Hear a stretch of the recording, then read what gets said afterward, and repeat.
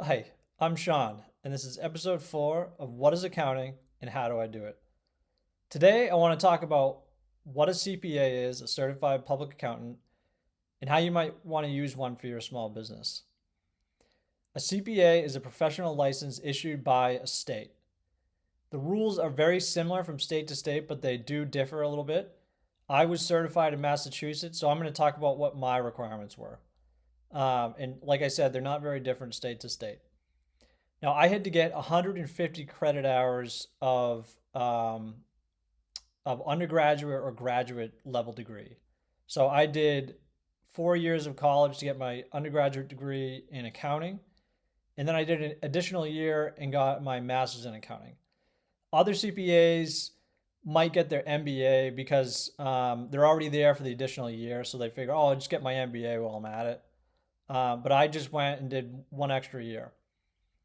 Then I had to sit for an examination. Every state is the same exam. It's 4 parts.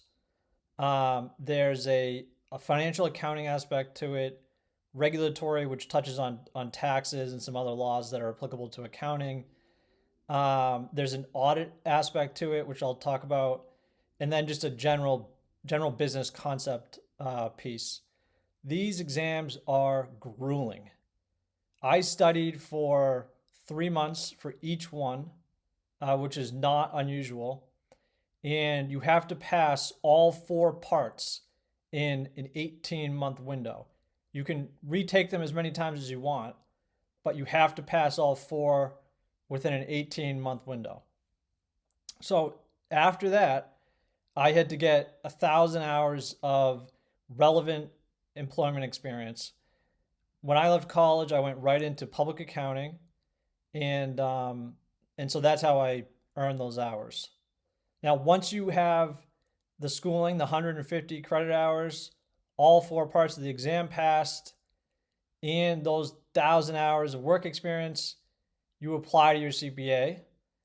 But that's not all. You also need referrals from other CPAs because these state boards want to make sure that, one, you pass all the criteria needed to show that you have the adequate knowledge and skills, but also that you're a good person, and that other people vouch for you.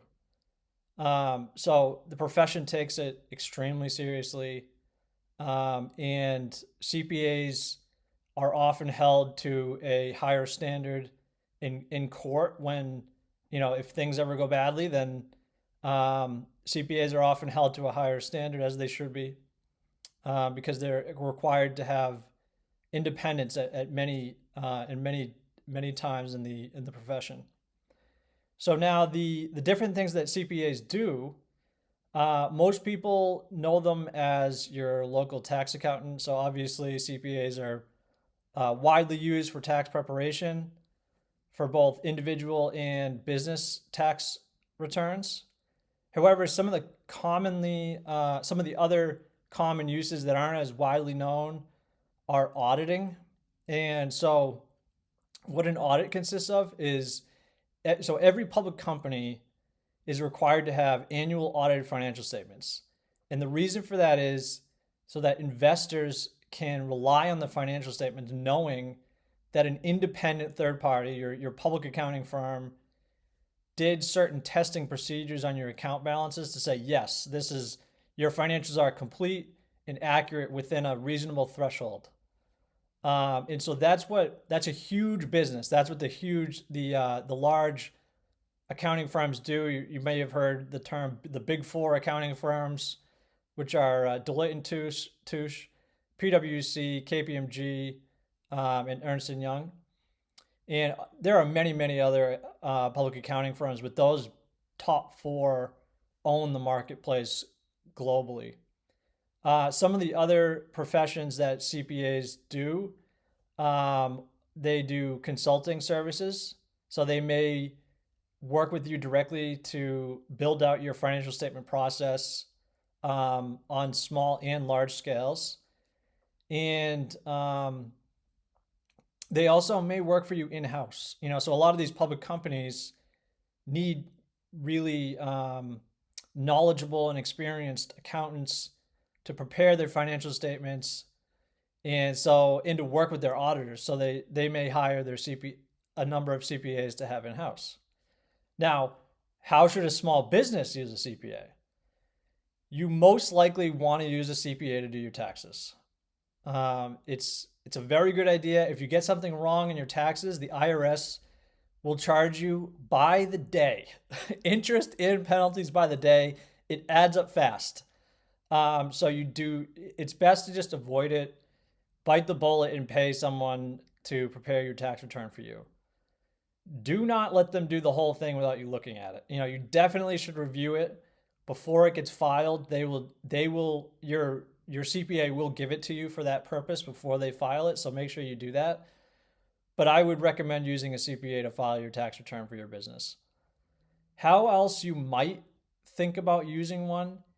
You might want to use a CPA to help you set up your financial accounting system. I say might because if you're just starting out and your business is relatively simple, there is no reason why you shouldn't be able to do it yourself, or if you already have a bookkeeper on staff, to have them do it. A CPA will charge a lot of money. $500 to set up QuickBooks for you would be a steal.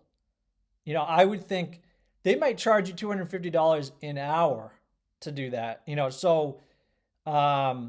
No reason why you shouldn't be able to do that yourself with just some clever Googling and maybe some QuickBooks help.